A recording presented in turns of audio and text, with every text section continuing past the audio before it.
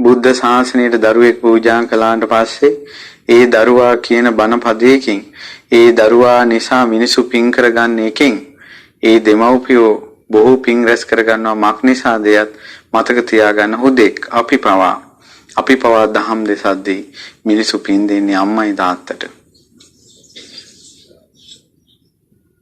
මම දන්න එක මෑණි කෙනෙක් ඉන්නවා. ඒ මෑණියන්ගේ ගෙවල් වල ගෙදරට ගොඩාක් කරදරයි.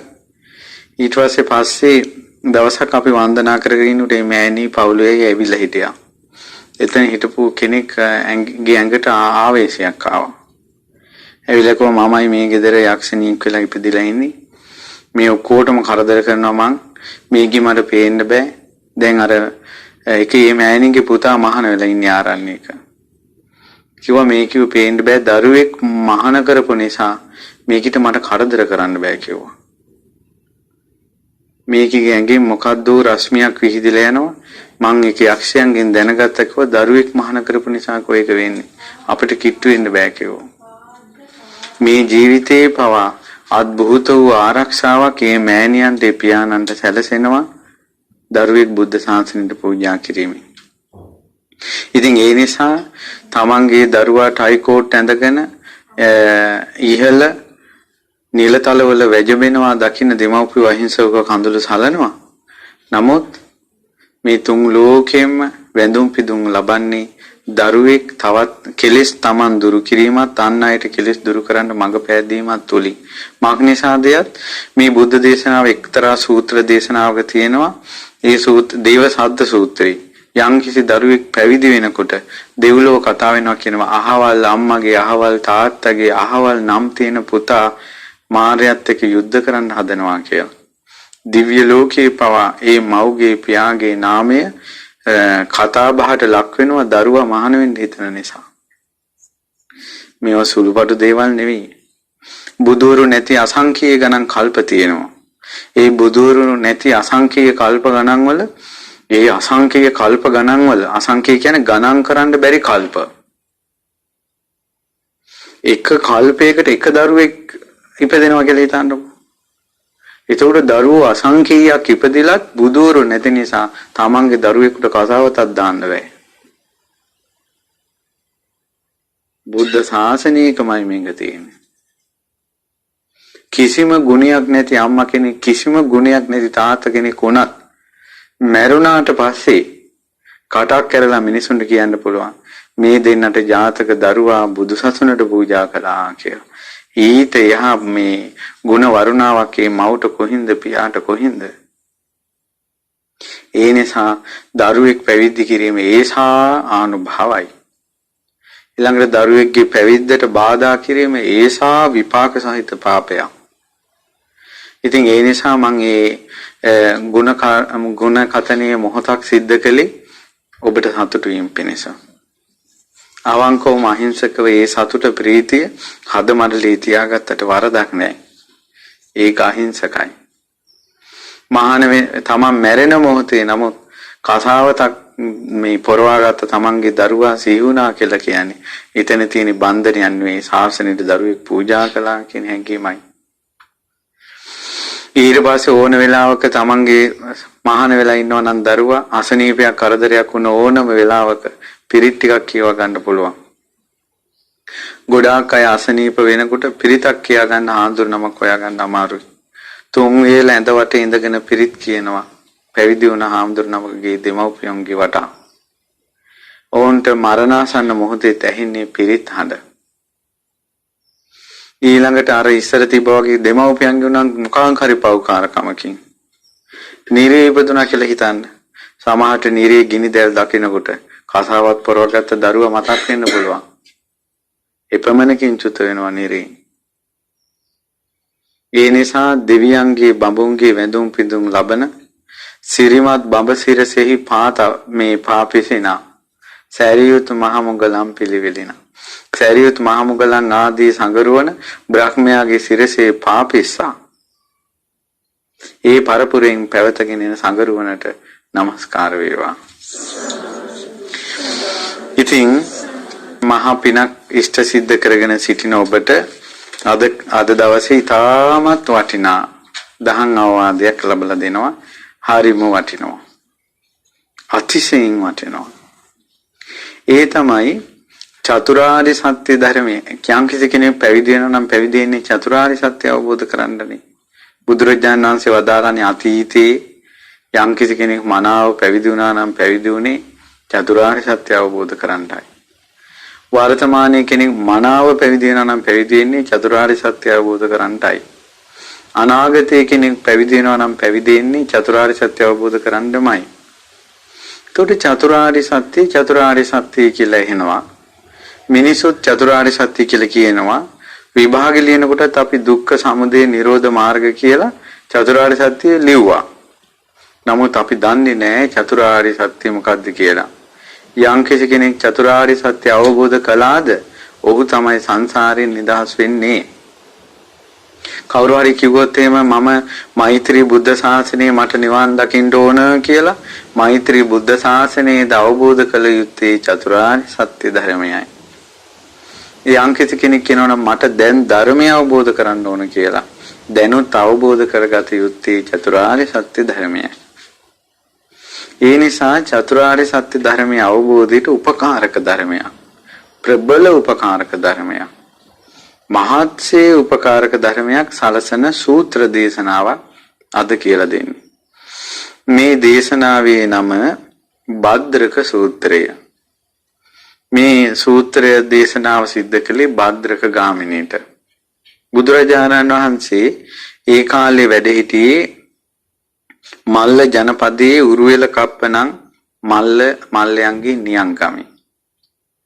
භද්‍රක ගාමිනී කියන්නේ ගාමනීය ගාමේ ප්‍රධානියා ගාම නිලධාරී කියන එකට. ගාමේ ප්‍රධානියා ගාමිනී භද්‍රක ගාමිනී භාග්‍යතුන් වහන්සේ මුණ ගැහෙන්න පැමිණියා. බුදුරජාණන් වහන්සේට ආදරයෙන් වන්දනා කරලා එකත් පස්සක ඉඳලා භද්‍රක ගාමිනී අහනවා එකත් පස්සක ඉන්නවා කියලා කියන්නේ ඒ ස්වාමීන් වහන්සේට ඈතිනුත් නෙවෙයි ළඟමත් නෙවෙයි ඊළඟට පැත්තකිනුත් නෙවෙයි. නම දැකලා තියෙනවා සමහර අය පැත්තකින් ඉඳ ගන්නවා. පැත්තකින් ඉඳගත්තට පස්සේ හැරෙන්න ඕන. දේශකයන් වහන්සේට හැරෙනකොට බෙල්ල රිදෙනවා. ඒ කියන්නේ මේකේ අර්ථය තමයි බණක් අහනකොට ඉඳ ගන්න ඕන දේශකයන්න් වහන්සේට අපහසුයක් නොවන විදිහට. දුර ඉඳගත්තට පස්සේ හයියෙන් කියන්න ඕන. උගුර රිදෙනවා. ළඟ ඉඳගත්තට පස්සේ රහසෙන් කියන්න ඕන. ඒකත් හොඳ නැහැ. ඔය ඔක්කොම සලකලා තමයි ඔය උපද්‍රව වලින් තොරව මනාව පොඩ්ඩක් ඉස්සරහින් ඉඳ ගන්නවා. ඒකට තමයි එකත් පස්සේ ඉඳ ගන්නවා කියන්නේ. එකත් පස්සේ ඉඳගෙන ඇහුවා සාදු මේ භන්තේ භගවා දුක්ඛස්ස සමුදයංච අත්ංගමංච දේසේතුති. අනේ ස්වාමීනි භාග්‍යවතුන් වහන්සේ මට දුකේ හට ගැනීමත් නැතිවීමත් දේශනා කරනවා නම් කොයිතරම් හොඳද. අහංචතේ බුදුරජාණන් වහන්සේ දේශනා කරනවා අහංචතේ ගාමිනී අතීතං අද්ධානං ආරබ්බ දුක්ඛස්ස සමුදයංච අත්ංගමංච දේසෙය්‍යං එවං අහෝසි අතීත මද්දානන්ති තාත්‍රසේසියා කංකා සියා විමති. මං ගාමිනී දැන් ඔබ අහපු ප්‍රශ්නෙට අතීතයේ මෙහෙම දුක තිබ්බා මෙහෙම දුක හටගත්තා කියා අතීතයේ දුක කිව්වොත් එහෙම ගාමිනී නුඹට සැක හිතෙන්න පුළුවන් විමති හිතෙන්න පුළුවන්. මං අනාගතයේ දුක හටගන්නේ මෙහෙමයි කියලා කිව්වොත් ගාමිනී නුඹට සැක හිතෙන්න පුළුවන් විමතියක් ඇති වෙන්න පුළුවන්. අපිචායන් ගාමිනී දේව නිසින්නෝ එත්තචතේ නිසින්නස්ස දුක්ඛස්ස සමුදයංච අත්ංගමංච දේසිස්සාමි. දැන් ඔබ ඉඳගෙන ඉන්නවනේ. ඉඳගෙන ඉන්න ආසනයේම දුකේ හට ගැනීමයි නැතිවීමයි තේරෙන විදිහට මම දේශනා කරන්න. තන් සුනෝහි අහන්ට සාදුකං මනසිකරෝහි හොඳට නුවණින් විමසන්ට වාසිස්සාමි මම දේශනා කරන්න. ඒවම් බන්තේති එහෙමයි ස්වාමීනි ඉඳගෙන ඉන්න ආසනයේම දුකේ හට ගැනීමයි නැතිවීමයි තේරෙන්න බණක් කියන්නම් කිව්වා. මම මේ ධර්ම දේශනාව කලින් කරලා තියෙනවා. ඇත්තටම ඉඳගෙන ඉන්න ආසනයේදීම තේරෙනවා. ඔබටත් දැන් මේ පුංචි කාලය ඇතුළත ඔය ඉන්න ආසනයේම ඔබටම හිතෙනවා ඇත්තටම මං ඉඳගෙන ඉද්දීම මේ ආසනයේදීම මට තේරුණානේ දුකේ හට ගැනීමයි නැතිවීමයි. ඒ නිසා හොඳට අහන්න. මතක තියාගන්න බුදුරජාණන් වහන්සේ වදාළේ ඔතන ඉඳලම, ඒ කියන්නේ වර්තමානයේ ඔතන ඉඳලම දුකේ හට ගැනීමයි නැතිවීමයි තේරෙන්න ධර්ම දේශනා කරන්නේ. අතීතය ගැන කියන්නේ නැත්තේ, අනාගතය ගැන කියන්නේ නැත්තේ මේ සැකයක් විමතියක් ඇති වෙයි කියලා. මතක තියාගන්න දුක ගැන සැක හිතුවොත්, විමතියක් ඇති කළොත් ඕක එහෙම වෙන්න පුළුවන්ද කියලා දුක අවබෝධ වෙන්නේ නැහැ. දුක අවබෝධ වෙන්නේ දුක ගැන සැක කළොත්. මේකනම් දුකක්මයි, මේකනම් ඇත්තමයි කියලා දුක අදහා ගන්න තරමට දුක අවබෝධය සිද්ධ වෙනවා. සැක හිතුවොත් වෙන්නේ. ඒ නිසායි බුදුරජාණන් වහන්සේ දේශනා කරන්නේ මං අතීතය ගැන කියන්නේත් නැහැ, අනාගතය ගැන කියන්නේත් නැහැ. කිව්වොත් සැකයක් උපදී. ඔබ ඉන්න ආසනයේදීම දුක අවබෝධ වෙන හැටියට කියන්නම් කිව්වා. ඊට පස්සේ තං කිම්මඤ්ඤසි ගාමිනී අත්තිතේ උරුවේල කප්පේ මනුස්සා යේ සන්තේ වදේනවා බන්ධනේනවා ජානියාවා ගරහයවා උප්පජ්ජයුම් ශෝක පරිදේව දුක්ඛ දෝමනසුපායාසාති. ගාමිනී මේ උරුවේල කප්පේ මිනිස්සු ඉන්නවද? ඒ මිනිසොන්ට මොන හරි කාර්යදරයක් වුණොත්, දුකක් වුණොත්, නින්දාවක් ආවොත්, හිරේ විලංගුවේ දැම්මොත්, මැරිලා ගියොත්, ව්‍යසනයක් වුණොත් දුක හිතෙන අය ඉන්නවද? දැන් ඔබ දෙස බලන්න. දැන් ඔබ දෙස බලලා දැන් කල්පනා කරන්න කාට හරි කරදරයක් වුණොත්, ලෙඩක් දුකක් වුණොත් එහෙම ඊට පස්සේ මොන හරි නොකරපු වැරද්දකට වුණොත් ඊළඟ මැරුණොත් එහෙම පපුව පිච්චිලා යනවා. අතට ගත්ත බත් පිට කා ගන්න බැරිව දවසේම බලාගත්තු අතේ බලාගෙන දස දිබ්බාගෙට කෝල් කර කර අනේ මොකද උනේ කියලා තොරතුරු අහන තමන්ගේ කට්ටිය ඥාතියින් ඉන්නවද? ඔයාලට ඉන්නවද? ඉන්නවා. ගාමිණී කිව්වා මටත් ඉන්නවා ස්වාමීනි උරුවෙල් කම්පේ ශෝක පරිදේව දුක්ඛ දෝමනස්ස ඇති වෙන. ඊට පස්සේ ඊළඟට බුදුරජාණන් වහන්සේ අහනවා ගාමිණී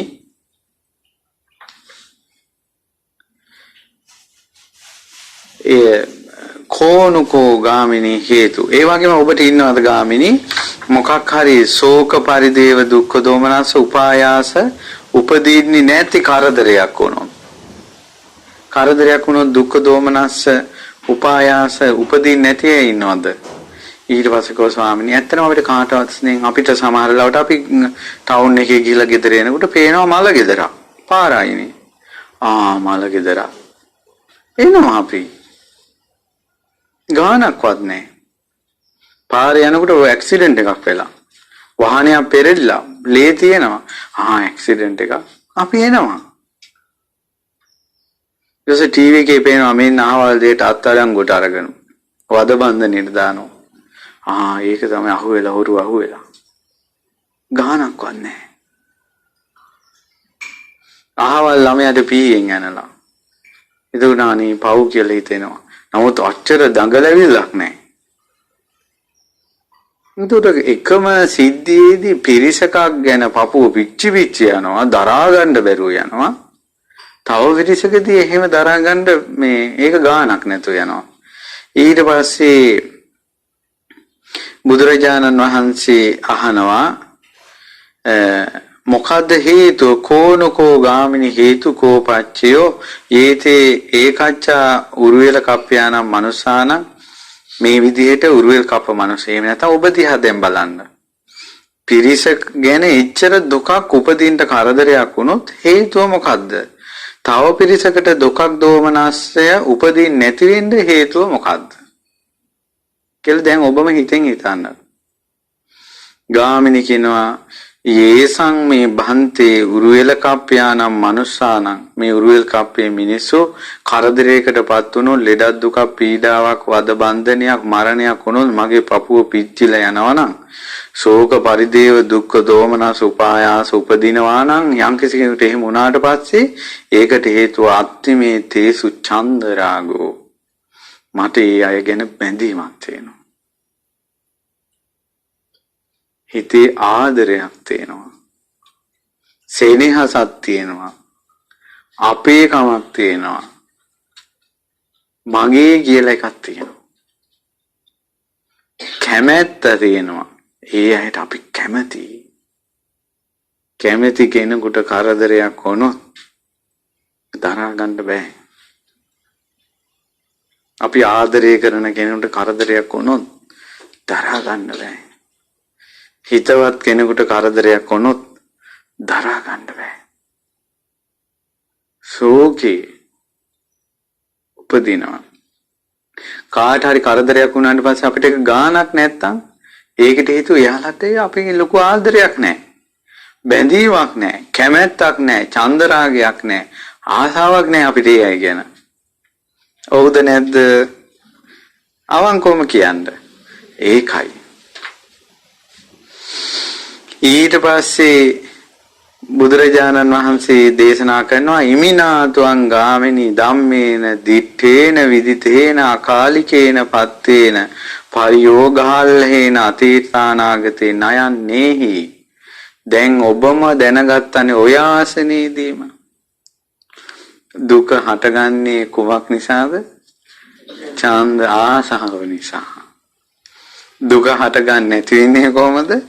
ආසාව නැති නිසා. දැන් ඕක අවබෝධ කළේ වෙන ආසනයකද ඔය ඉන්න ආසනේද? ඉන්න ආසනේදී. දැන් ඔය ඉන්න ආසනේදීම හටගත්තා නම් කැමැත්ත නිසා ආසාව නිසා චන්දරාගය නිසායි දුක උපදින්නේ. කැමැත්ත චන්දරාගය ආසාව නැත්නම් දුක උපදින්නේ නැහැ කියන එක තේරුම් ගත්තා නම් ඔය දැනගත්ත අවබෝධ කරපු තේරුම් ගත්ත දේම ණය පමුණවන්ට ගලපලා බලන්න අතීතේට යම් තාක් අතීතේ අපේ හිතට දුකක් ආවා නම් දුකක් ආවේ ආසාව නිසාමයි. අනාගතේ දුකක් අපිට හට ගන්නවා නම් හටගන්නේ ආසාව නිසාමයි. අපි අතීතේ අපේ ජීවිතේ අපි ඇස් වලින් කඳුළු වැටෙනවා නම් කවුරු හරි මැරුණ නිසා ඒ කඳුළු වැටුනේම අපි කැමැති අයගේ මරණවලදීද අකමැති අයගේ මරණවලදීද?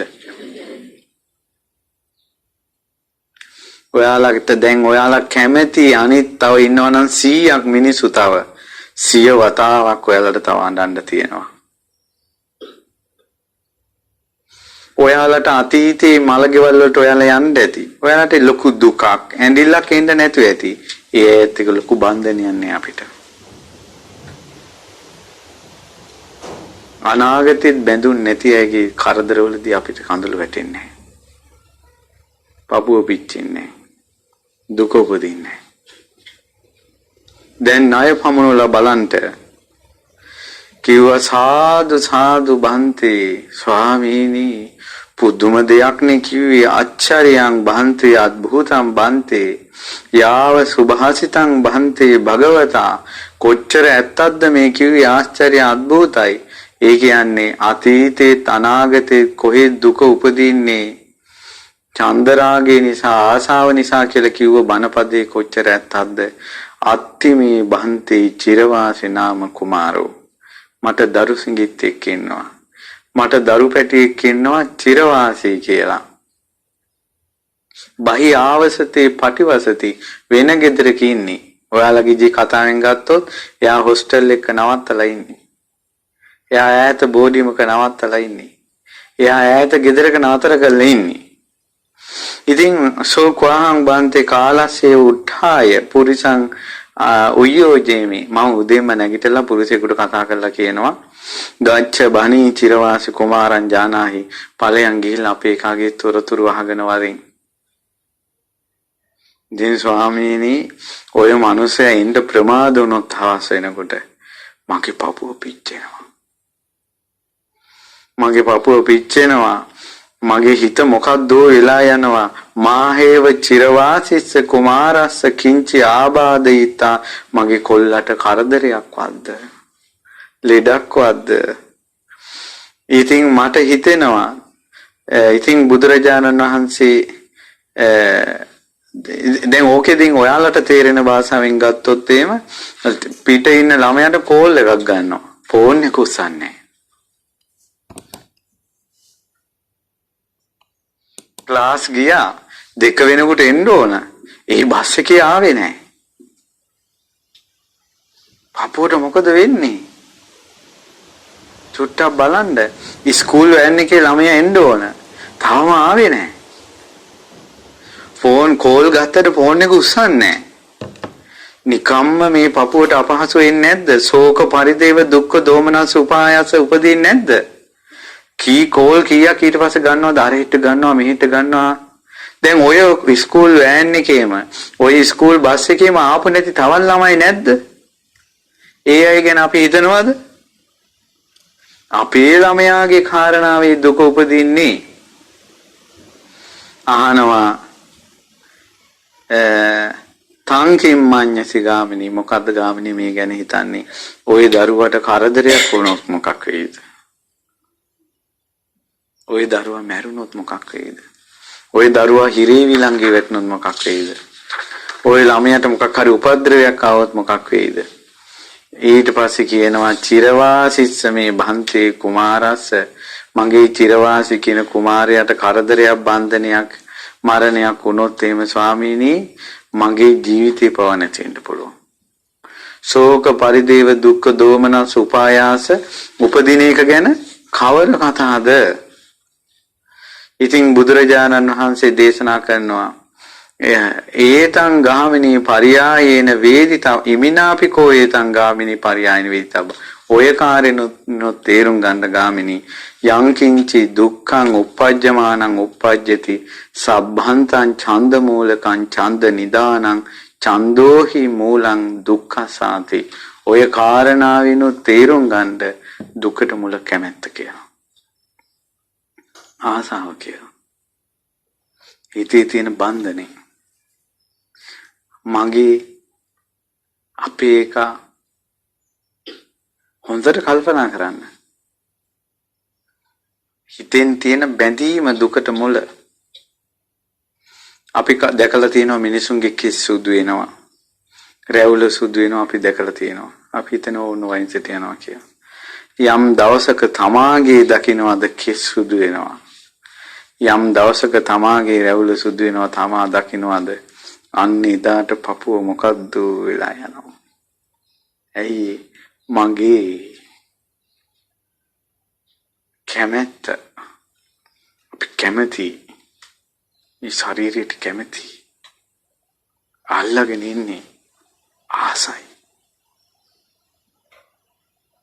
ඕකිනුත් තේරුම් ගන්න කිව්වා දුක උපදින්නේ කැමැත්තෙන්මයි. දැන් ඉතින් යාළුවෝ හදා ගන්නවා. වන්දනාවේ ගිහිල්ලා භාවනා වැඩසටහන් වලට ගිහිල්ලා ගමම් බිමන් ගිහිල්ලා යාළුවෝ හදා ගන්න 10 15 දෙනා කෝල් කර කර හදා ගන්න. අපේ කන් හදා ගන්න. මොනවද හදාගන්නේ? දුක. දුක හදාගන්නේ. යාළුවෝ වැඩි වෙන්න දුක වැඩි. හිතවත්කම් වැඩි වෙන්න දුක වැඩි. තමන්ගේ දේවල් කියලා රැස් කරගන්න දුක වැඩි. කැමැත්ත වැඩි වෙන්න දුක වැඩි. ආශාව වැඩි වෙන්න දුක වැඩි. කැමැත්ත අඩු වෙන්න දුක අඩුයි. ආශාව අඩු වෙන්න දුක අඩුයි. මගේ කියන ඒවා අඩු වෙන්න දුක අඩුයි. තමන්ම තේරුම් ගන්න. කල යුත්තේ කුමක්ද කියලා තමන්ම තේරුම් ගන්න. තංකින් මඤ්ඤසි ගාමිනී යදාතේ චිරවාසිස්ස මහතා අදිට්ඨාසි අසුතා. මේ යම්කිසි දවසක චිරවාසිගේ අම්මා අදිත්තා හෝති අසුතා ඈ ගැන ඈ දැක්කේ නැත්තම් ඈ ගැන ඇහුවේ නැත්තම් අවෝසි චිරවාසිස්ස මාතුයා චන්දෝවා රාගෝවා ප්‍රේමං වාති ඡන්දයක් කැමැත්තක් රාගයක් ප්‍රේමයක් උපදීද චිරවාසිගේ අම්මා කියන්නේ භද්‍රක ගාමිණීගේ කවුද බිරිඳ නුඹගේ බිරිඳ ගැන නුඹ කලින් අහලා නැත්තම් දැකලා නැත්තම් ඈ ගැන ප්‍රේමයක් රාගයක් උපදීද නෑ කිව්වා ස්වාමීනි කවදාවත් උපදින්නේ දස්සනං වාතේ ගාමිනී ආගම්ම සවනං වාතේ ගාමිනී ආගම්ම ඒවන්තේ අහෝසි චිරවාසිස්ස මාතුයා ඡන්දෝවා රාගෝවා ප්‍රේමං වාති යම් දවසක දැක්කාද යම් දවසක ඇහුවාද එදාට නේද රාගයේ ප්‍රේමයේ ඉපදුනේ ඇහුවත් එහෙමයි ඒක අහනවා ඒ අංකල්ට හොන් මේ දුවෙක් ඉන්නවා යා මේ අවුරුදු 20ක් විතර වෙනවා හරි ලස්සනයි කොණ්ඩෙ දිගයි මෙහෙමයි යා තවත් කාත් එක්කවත් යාළු වෙලා නැහැ කිකිය විස්තර ටිකක් කොල්ලෙකුට කිව්වම දැකලා නැතුම් ආපොපමණින්ම ප්‍රේමේ උපදිනවා ප්‍රේමේ උපදිනවා රාගේ උපදිනවා කැමැත්ත උපදිනවා ඊට පස්සේ එයාට කියනවා ඔයා දන්නවද හරි වැඩි ගියා අපි කතා කරලා හිටිය අර ගෑල් ළමයි ගැන ඇක්සිඩන්ට් එකකින් මැරිලා ඉරේ අන්න පිච්චෙනවා අයියෝ ආපොනිසා අහලත් නැත්තම් දැකලත් නැත්තම් චන්දරාග ප්‍රේම උපදින්නේ ඉතින් ගාමිණී චිරවාසීගේ මාතාවට ඔබගේ බිරිඳට කරදරයක් වුණොත් ඔබට ඉවසන්න පුළුවන්ද ස්වාමීනි මම මැරිලා යයි එච්චර ආදරේ ගාමිණී ඒ කියන්නේ ගාමිණී එච්චර අමුදරුවන්ට බැඳිලා තියෙන්නේ ඉතින් ස්වාමීනි මට මගේ හිත වෙනස් වෙයි මට පිස්සු හැදෙයි ශෝක පරිදේව දුක්ඛ දෝමනස් උපායසයි උපදින එක ගැන කවර කතාවද මගේ බිරිඳ මට නැති වුණා ඉමිනා පරියායන වේදිතබ්බං ඔය පරියායනුත් අවබෝධ කරගන්න ගාමිණී දුක උපදින ආසාවෙන් කියලා කැමැත්තෙන් කියලා ප්‍රේමයෙන් කියලා සෝකී උපදින්නේ එතකොට මට මතකයි සමහර එක මාපිය අඳුරන එක්තරා මේ ගෙදරක බිරිඳ නැති වුණා බිරිඳ නැති වුණාට පස්සේ ඒ පුරුෂයා ඒක එයා බෙහෙත් ගේන්න ගිහිල්ලා හිටියේ මගදින් තමයි ආරංචි වුනේ. එතන ලොකු ගිනි ගොඩක් තිබ්බා. ඇවිලිලා ගිය අලු ගොඩක්. ඒ බිරිඳ නැති වුණා කියපු ආරංචිට එකපාරම පැන්නේ අලු ගොඩට. අලු යා මුළු ගමටම ඇහෙන්න කෑ ගැහුවා. ඒ ගෑනු කෙනාගේ නම කියලා කෑ ගැහුවා. කඳුළු සැලුවා. ගෑණියෙක් වෙනුවෙන් පිරිමියෙක් එච්චර අඬන්න ඕනේ. ගෑණියෙක් වෙනුවෙන් පිරිමියෙක් එච්චර ශෝක වෙන්න ඕනේ. එහෙමට ශෝක කරනවා. අඬනවා. කොමක් නිසාද? එච්චර බැඳිලා. එච්චර බැඳිලා. ඔබ යම්තාක් බැඳෙන ඔබගේ හිතේ තියෙයිද? කැමැත්ත ඔබගේ හිතේ තියෙයිද? එච්චරට ඔබට අඬන්න වෙයි. එච්චරට ශෝක කරන්න වෙයි. කරන්න දෙයක් නැහැ. හැම වෙලාවම සුදු මැණිකේ හැම වෙලාවෙම මේ වගේ හුරතල් බස් කියා තොඳුල් කර ඉන්න තොත්ත ජීවිත තියෙනවනේ. ශෝක වෙවි මැරිලා යනවා. කඳුළු වටන්න නැතුව ඉන්න පුරුදු වෙන්න ඕන. බැඳීම් ටික ටික අඩු කරගන්න පුරුදු වෙන්න ඕන. පුරුදු වෙන්න ඕන. නොවන විමසන්න ඕන. ඔහොම බැඳීම් අඩු කරගෙන එනකොට අපිම දන්නේ නැතුව ඒ බැඳීම කොටු වෙනවා ගෙදරට. ගෙදරට කොටු වෙලා දැන් බිරිඳ ගැන මම තව එක කාරණාවක් කියන්නම්. මට ආරංචි වුණ තව ගෙදරක් තිබ්බා. බිරිඳේ ස්වාමියා දාලා ගියා. ඒ කියන්නේ ස්වාමියා බිරිඳට ගොඩාක් ආදරේ. බිරිඳ අනාචාරයෙන් හැසිරෙනවා. වෙන මිනිහෙක් එක්ක පැනලා ගියා. ඒ බිරිඳගේ දාලා ගිය ඇඳුම් චීතය හැට්ටය ළඟ තියාගෙන කඳුළු සරනවා පිරිමි. සෝකේ. එතකොට අර ගෑණියෙක් වෙනුවෙන් ස්ත්‍රියක් වෙනුවෙන් පිරිමියෙක් මෙච්චර වැටෙන්න ඕනේද කියලා ඒක සමාජයේ දැනගත්තට පස්සේ ඒක කොච්චර ලැජ්ජාවක්ද කියලා එහෙම නුවණ උපදින්නේ නැහැ. ඒ කාරණාවේදී කියන්න තියෙන්නේ මේකයි. ඔහු එච්චර ශෝක කරන්නේ ඔහු එච්චර ස්ත්‍රියට බැඳලා හිටපු නිසා. ආදරේ වැඩි තරමට ප්‍රේමයේ වැඩි තරමට ශෝකේ වැඩි. ශෝකේ වැඩි. ඊට පස්සේ තමයි තව කාරණාවක් සීකල යුතුයි. ඒ තමයි ජාතක කතාවක තියෙනවා. ඒ ජාතක අති පර්වතයකට රජ කෙනෙක් හෝ බ්‍රාහ්මණෙක් හෝ තාපසයෙක් යනකොට අවන මුළු දවසේම සෙනෙහසින් නටනට කිඳුරු ඉන්නේ හරියට ගීතෙන් නර්තනේ කෙලිදෙලෙන් තමයි කිඳුරු ඉන්නේ. ඒ කිඳුරෝ එහෙම ඉඳලා රාත්‍රියට අඬනවා. ගොඩාක් අඬනවා ඒ දෙන්න. කිඳුරුයි. ඉතින් තාපසයා අහනවා මට මතක නෑ එතන තාපසයාද රජුරුද කියලා මට සිද්ධියයි මතක. අහනවා මේ මෙච්චර සතුටින් ආදරෙන් ඉන්න ඔබ අඬන්නේ ඇයි කියලා. ඒදුරු කියනවා මම මේ ගංගාවක් අයිනේ කරන්නේ. දවසක් නට ඉඳලා ගංගාවෙන් මෙයා මේ පැත්තෙන් කිඳුර එහා පැත්තට ගියා. කිඳුරු මේ පැත්තේ. ඊට පස්සේ සිනාවේ මල් මාලක් ගොතකතා එහා පැත්තට වීසි කරනවා. එහා පැත්තෙන් මල් මාලක් ගොතකතා මේ පැත්තට වීසි කරනවා. එහෙම නට ඉද්දීම පර්වතයට මහ වර්ෂාවක් ඇහැදහැරිලා මේ ගංගාවේ වතුර වැඩි වුණා. කිඳුරට මේ පැත්තට එන්න බෑ. කිඳුරිට එහා පැත්තට යන්න බෑ. ඉතින් රෑ එළි වෙනකල් අඬා හිටියා. අර පේනවා මේ පේනවා දෙන්නට ලං වෙන්න බෑ. ඔය අද කාලේ වාගේ අර පේනවා මේ පේනවා බඳින්න බෑ. සෝක කර ඉන්නවා. අඬා ඉන්නවා.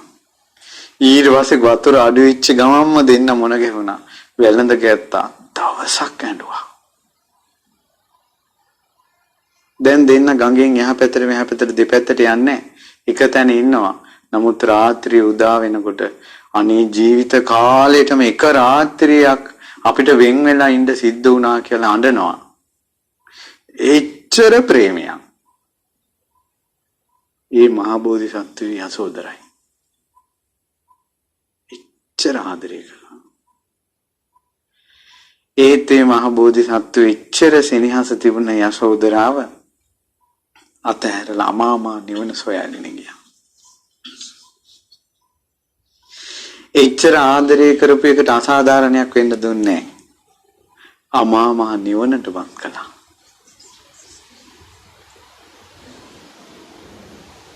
හැබැයි සත්පුරුෂයෝ නිසා නිවනට කැමති නිසා කොච්චර බැඳීම තිබ්බත් නිවනට ආසනම් දුකෙන් නිදහස් වීමක් හොයනවා නම් බැඳීමෙන් නිදහස් වීමක් හොයනවා නම් ඔවුන්ට කවදා හරි සැනසෙල්ලක් තියෙනවා. අපි මේ කොච්චර මේ මා බණ කිව්වත් නුඹලා බණ ඇසුවත් පින්වත්නි හිත බැඳුණු දුක උපදිනවා. හැබැයි අපිට ඉන්න ආසනේම බණක් තේරුණා. කැමැත්ත තිබ්බොත් දුක උපදිනවා. කැමැත්ත නැත්තම් දුක නැහැ. අපිට ඒක හරි අහන්න ලැබුණා. හිතෙන් විඳවද්දී ශෝකේ හිතට එද්දී අපිට ඇතුලෙන් බණ පදයක් සිහි කරගන්න පුළුවන්. අනේ මගේ තියෙන ආදරයෙන් බැඳීම නිසානේ මම මේ දුක් විඳින්නේ කියලා. කවදා හරි නොවන ඉපදුනොත් අපේ හිත කියයි ඔය බැඳීම දුරු කරපන් කියලා. ඔය ආශාව දුරු කරපන් කියලා. බැඳුන නිසාමයි දුක. ඊට පස්සේ මම කියන්නේ කියේ මෙහෙම ඔය හිතේ බන්ධන අඩු කරගෙන යනකොට ගෙදෙට්ට කොටු වෙනවා. ගෙදර කොටු වුණාට පස්සේ කියනවා මට නම් මේ ලෝකේ ඕන දෙයක් අතහැරලා යන්න පුළුවන්. ඒත් මේ පොඩි උන්ට තවම හරියට මේ උන් කසාදයක්වත් බැඳලා පිළිවෙලක් වෙනකල් මට අතහැර ගන්න අමාරුයි. අපි දන්න කියන පිරිසක් මේ ඇක්සිඩන්ට් වුණා මේ කොළඹ. මුළු පවුලම අය. මැරුණේ අම්මයි පුතයි. ඊට පස්සේ ඈත පළාතක ඔවුන්ගේ නිවස මිනි දෙක ගෙනිච්චා. අද්දුහි දාන දුන්නා. ටික දවසක් යනකොට ගේ ඉස්සර අපිට සුදු ඇඳගෙන කෙනෙක් ඉන්නවා. අතේ මල් ටිකක් තියාගෙන. පුතා කීකී ඇවිදිනවා අම්මා. පේන්ටිනවා. මැරෙන වෙලාවේ වාහනේ හැප්පෙන තප්පරේට මතක්ුනේ කවුද? පුතා. පන්සලේ හාමුදුරන්ගෙන් උතහල පුතා කෝකේ හාමුදුරුවෝ බය වෙලා. ඉතින් මම මේ පැත්තේ යනකොට හාමුදුරුවෝ පිරිතක් ලැහැත්ති කරනවා බය වෙලා. පේන්ටෙනවා, සෝනේ ඇවිදිනවා, ගෙදර ඇවිදිනවා. බන්ධන. මැරෙන කොටත් දරුවෝ සීකර කර මැරෙන්න එපා. බන්ධන වලට අහු වෙවි මැරෙන්න එපා. ඔයා තේරෙන්නේ ලෙඩ වුණාට පස්සේ දරුවෝ සෙට් එකම මතක් වෙනවනේ. පොඩි දුවේ ඊට බලන්න, ලොකු දුවේ ඊට බලන්න. ඒ තා දුක්ඛන්දරා. හිත හදාගන්න කුසලයක් සිහි කරන විදියට. කරපු පිනක් සිහි කරන විදියට. තුනුරුවන් සිහි කරන විදියට. මම බුදුරජාණන් වහන්සේ සරණ ගියා, ධර්මයේ සරණ ගියා, සංඝ රත්නයේ සරණ ගියා. මට ඕන සත්පුරුෂ හැසුර. සත්පුරුෂයෝ යම් තැනකද එතන මාගේ උපත වේවා. ඊට පස්සේ ධර්මයේ දරාගෙන ධර්මයේ ගැන ශ්‍රද්ධාව තිබුණොත් මට මේ දැන් දරුවෝ මතක් වී හිතට දුක එනවා, ශෝකේ එනවා. මේන්න මේ දුකෙන් නිදහස් වෙන තැනක මා උපදීවා. දුක අස්සෙන් සැනසෙල්ල එනවා. හොඳට මතක තියාගන්න. කෙනෙකුට බැඳෙන එකට බය වෙන්න. කෙනෙකුට හිත යන එකට බය වෙන්න. මොකද හිත බැඳෙන තරමට, හිත යන තරමට දුක. හිත යන තරමට දුක. යාළුවෝ වැඩි වෙන තරමට දුක. තමන්ගේ දරුවන්ගෙන් දුක එනවා මදිවට අහල පහල දරුවෝ ගැන දුක. ඇත්තටම ඊළඟට බඩු බාහිර ආදී කාමරේ බඩු මුට්ටු මගේ අරෙන් ගෙනාපු එක මෙහෙන් ගෙනාපු එක කියලා බඩු මුට්ටු රඳවාගෙන ඉන්නේ. මේ බන්ධනය කියන්නේ හරි පුදුම එකක්. ළඟදීන් ආච්චි කෙනෙක් මැරිලා ඒ ආච්චි එනවා පෙරේතෙක් වෙලා මිරිස් ගල හොයාගෙන. ඒ කියන්නේ උන්දගේ ලොකුම වස්තුව මිරිස් ගල. එහෙම තියෙනවා. ඇයි දැන් පින්වත්නි දැන් ඉන්න කොල්ල කුරුට්ටන්ගේ ලොකුම බන්ධනය මොකද්ද? ෆෝන් එක. හොඳට බලන්න S2 පියවින්නේ ෆෝන් එකත් එක්ක. ඇයි ෆෝන් එක ඔබ අවසානව පාවිච්චි කරන උපකරණේ ෆෝන් එක. උදේ නැගිට ගමන් අඩනින්දේ අත දාලා හොයන්නේ මොකද්ද? ෆෝන් එක. හා පුරා කියලා නේත්‍ර දෙකට ඉස්සෙල්ලාම පේන්නේ ෆෝන් එක. සැනසෙල්ලක් ගන්න S2 පියාගෙන නිින්දකට යනකොට අවසානයේට බලන්නේ ෆෝන් එක. මිනිස්සු මැරිලා කොහේ යයිද? පින්වත්නි මිනිස්සු මැරිලා කොහේ යයිද? මේ දුක් අන්දරවලින් නිදහස් වෙන්නේ කොහොමද? මේ හිත බැඳෙන එකෙන් නිදහස් වෙන්නේ කොහොමද? කොච්චර මේ හිත බැඳෙනවද? බැඳිලා දුක් විඳිනවද? ඒ නිසා මතක තියාගන්න අපි කොච්චර මේවා ගැන කිව්වත් හිත බැඳෙනවනේ. ආසාව උපදිනවනේ. ප්‍රේමය උපදිනවනේ. ඒ උපදින්නේ මේ විදිහට. පුංචි ළමයි ගිහිල්ලා ඒ පුංචි ළමයි කක්ක කරන ඒවා උම්ම අල්ලනවා. උම්ම කනවා. පුංචි ළමයි කිව්ව ඔයාලා ගැන. අම්මලා 10 වතාවක් 100 වතාවක් අත් වලට ගහනවා අල්ලන්න එපා කක්ක කියලා. චී කක්ක කියලා අත් වලට ගහනවා. ඒ එහෙම කරද්දින් හොරෙන් අල්ලනවා. ආඬනවා. උන්ට ඒ පුංචි දරුවන්ට ඒ කක්කා කියලා කියන්නේ සුබ දෙයක්ද අසුබ දෙයක්ද? සුබ. ඊට පස්සේ පුංචි උන් කුරුමිනියෝ අල්ලලා කටේ දා ගන්නවා. ඒතර කුරුමිනියා කියන එක ඒ ළමයාට සුබ දර්ශනයක්ද බය දර්ශනයක්ද? සුබ දර්ශනයක්. මොකෙක් හරි යනකොට මෙහෙම අල්ලන්න බලන්න. ඒතර මේ පොඩියෝ මේවා ඊළඟට තවත් තේරෙන එකක් තමයි ඉස්කෝලේ යන කාලේ නහයෙන් ඔන්න එනවා හිමීට නයි පෙට්ටියක් එළියට. ඊළඟ හිමීට දිව දානවා. ඇයි ඒ ළමයාට ඒක ජරාවක්ද? ඒ ළමයාට කාමස එකක්. අම්මලා කියනවා ඔක කැතයි. හොටුව. පොඩි එකක්. මේක නැති වෙන්නේ කවන්ද? ඔව් ලොකු උනත් වෙන්නේ නැහැ. දැන් ලොකු උනා වයසට ගියත් කක්ක අල්ලනවනේ. ජරාව කනවා. වයසට ගිහිල්ලා.